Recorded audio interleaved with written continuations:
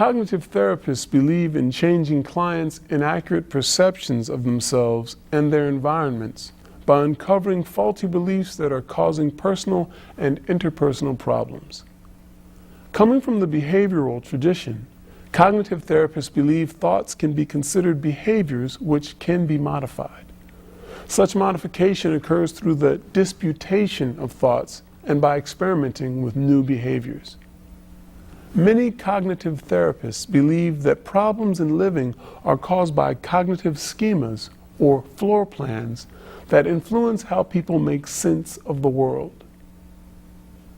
Once these cognitive schemas have been identified, the therapist helps the client uncover the moment-to-moment automatic thoughts that fuel the continuation of the schema.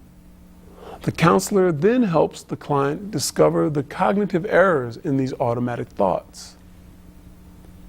Examples of just a few of these include all or nothing thinking, such as believing that life is either great or horrible, overgeneralization, such as believing that one must be fearful of flying because planes have crashed, and personalization, or seeing oneself as the cause of negative events, such as believing that one was the reason for his or her parents' divorce. Today, most cognitive therapists believe in establishing a therapeutic alliance through careful listening and by collaborating with the client as they help him or her understand the cognitive therapy process. Cognitive therapists use questions to probe the client's way of thinking. Eventually, therapists help the client acquire more adaptive thoughts and assist the client in devising a plan that includes practicing new behaviors that will reinforce new thoughts. Cognitive therapists believe clients can make dramatic changes in how they think and act. However, they tend to focus on coping, not curing the client. Changing embedded ways of thinking and behaving does not occur easily. Let's see how Dr. Garrett McAuliffe helps Karen identify cognitive distortions as she works on issues related to how fear of loss has led her to avoid commitments in her life. Karen, hi again. Hi. We met once before and we talked about your fear of loss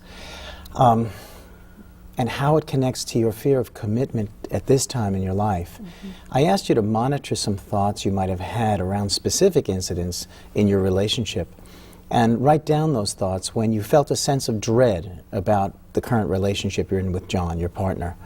What have you noticed this week? I did try to think about my thoughts, and one example I was remembering as I was driving over here was when John made reference to the fact that I don't clean out the refrigerator, that I don't worry about that as something that I need to do. And I remember thinking the feelings that came up were like, see, I'm not good at everything, I don't do the refrigerator, things like that he's not going to like, it's going to negatively affect the relationship. And I mean, it just led from one thing to another, and that feeling came back, that the relationship will somehow end. It's just kind of all builds together. How likely is that to be true? Well, based on just the refrigerator incident, probably not very likely, and I know that, but somehow those little things just build up, and that fear feeling comes up when they happen. So you generalize from before? Yes. Yes. You've lost a father when you were very young, and a little brother when you were quite young, and we talked last week, and your stepfather when you were an adolescent, and then your older brother in your life. And so those are genuine losses that have happened to you. But what's different about this relationship? That's where I get confused, because I know that this relationship is different. But the feelings of loss that come up just remind me that I don't want to have to experience that again. So I know it's different, but I don't want to experience loss again. Yeah. You're afraid of feeling that pain again. You're saying to yourself on some deep level, every time I get close, I'll experience loss. Every time there's a problem, things will end.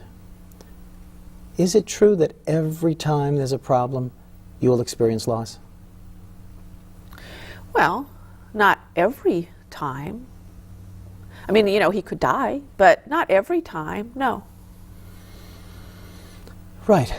Relationships do end, but not every time that there's a minor problem. You are generalizing, and that's one word you can use, overgeneralizing from the past. And another word that maybe you can remember is catastrophizing from those situations as if they're the same as the current one. Do you see how you're doing this? Yes. Yes. Because every time there's that little problem, I get that pain. So yeah.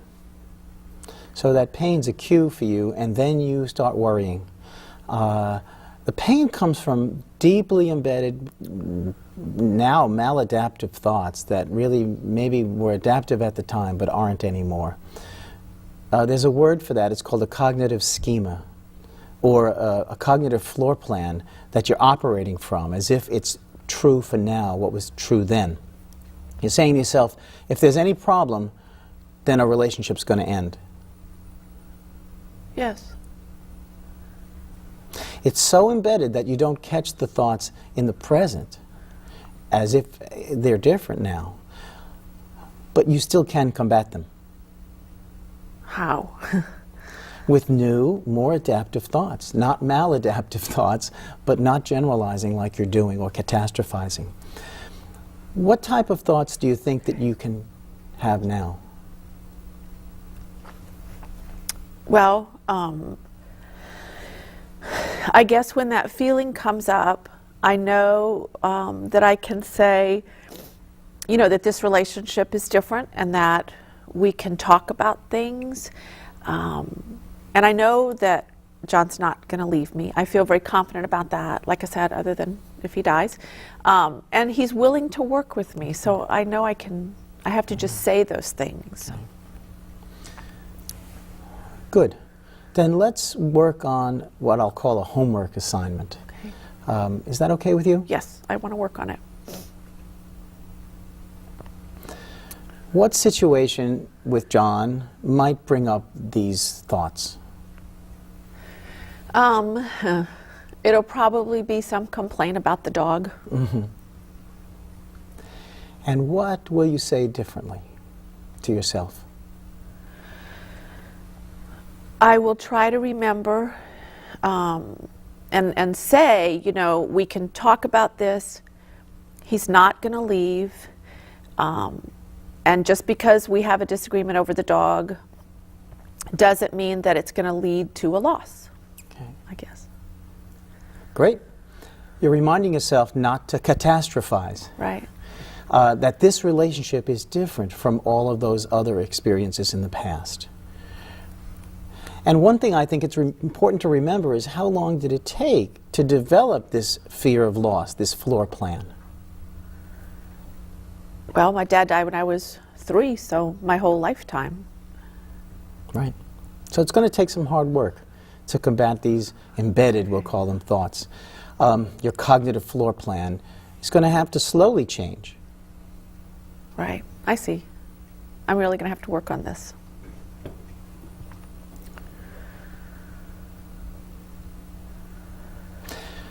I have a suggestion.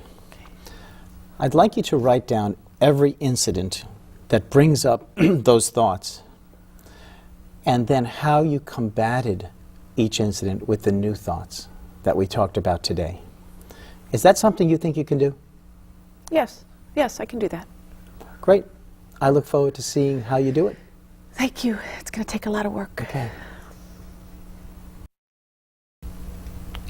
Well, Garrett, I was really impressed with your work with Karen, and I was really intrigued with the whole notion of cognitive floor plan, cognitive schema, floor plan, and I was thinking we all must have floor plans, but some of them become maladaptive, and some of them don't. And I was wondering what your thoughts on that. Why one person ends up having a cognitive schema that is maladaptive and someone else is healthy? And some of that may not be terribly important in terms of the therapy and the counseling. The fact is that for some people at a critical time in their lives, an incident occurs and they make sense of it. They make meaning at a time in a way that works. And for that point in their life, that logic flows. That logic gets held and stuck and then gets generalized to later times. So it's really a process of a kind of an old tape, and if you look back at it, you can see its logic. Right.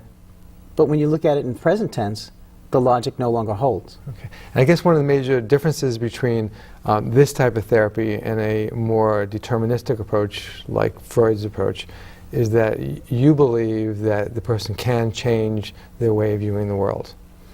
Yes, respecting a person's learning history, as the behavioral tradition describes the past as important, Right. but as a learning history that is only one version of learning. And therefore, learning can be changed with new learning. So again, I guess I'm hearing that in contrast to more of a psychoanalytic approach, this can happen more quickly, whereas in psychoanalysis you're talking about years of treatment. Yeah, quick may not be, we don't want to overstate quick. Right. We don't want to underestimate the difficulty it is for people's lives to change. Cognitive behavioral counseling does recognize, A, how embedded schemas and patterns of thoughts are. They also recognize the emotional piece of, this isn't all cognitive in a certain way. If you think cognitive means thinking, it means the whole meaning making that includes emotional life. Okay. So it's much broader than just the thinking process. I think sometimes we get caught up in thinking that cognitive therapy is just the thinking process. No, and you'll notice in the session with Karen, we talk about the pain she feels when those moments occur in the present. And a lot of times you want to capture that painful moment as a cue for the thoughts that either preceded it or followed it. And in a session, you literally will try to capture moments like that by, in fact, when a person shows body language that might be expressing that painful emotion, you might say, what are you thinking right now? So you use the present and the experiential dimension. It's not all head work, which I think could be some of the illusions people have about cognitive counseling. Which makes me think about the relationship and how, and if it's not just all a thinking process, how important is building the relationship with the client so you can catch those moments? In the past, behaviorists have been accused of not paying attention to the relationship. That has been significantly changed. The recognition is that the trust level, which is true in all helping relationships, must be established so that a person will buy into the counselor's interventions, believe in the credibility of the counselor, and be willing to participate in the relationship. The work on actually psychotherapy effectiveness has demonstrated that for all therapies, the relationship is a key element. And I say the reason is clients' belief and hope that come from those. I see. The other thing I noticed is that you've been using the word behaviorist and cognitive almost interchangeably sometimes, and I was wondering if that was a slip, or is that because they're so intimately connected in some ways? They are intimately connected, and they do come from the same tradition. And as behaviorism emphasized overt activity, body activity, there was a sense by some of the founders of the cognitive behavioral approach, meant CBT is abbreviation for cognitive behavioral therapy, that wasn't addressing the fact that we are, as human beings, thinking and feeling people, feeling creatures, and that in fact thoughts are behaviors. So given the fact that thoughts are behaviors, they can be changed, reinforced, and all the principles of behavioral behavioral modification can happen with thoughts as behaviors. I see. And yet I wonder if B.F. Skinner was looking over our shoulder right now, what he would be saying about that. Right. He would, at the point in his own development that I think of him, still have significant objections to what's called going into the black box, the mysterious workings of the human thinking apparatus. Well, I think you've brought a whole new dimension to my understanding of cognitive behavioral therapy, and I want to thank you for your fine work with Karen. Good, thank you.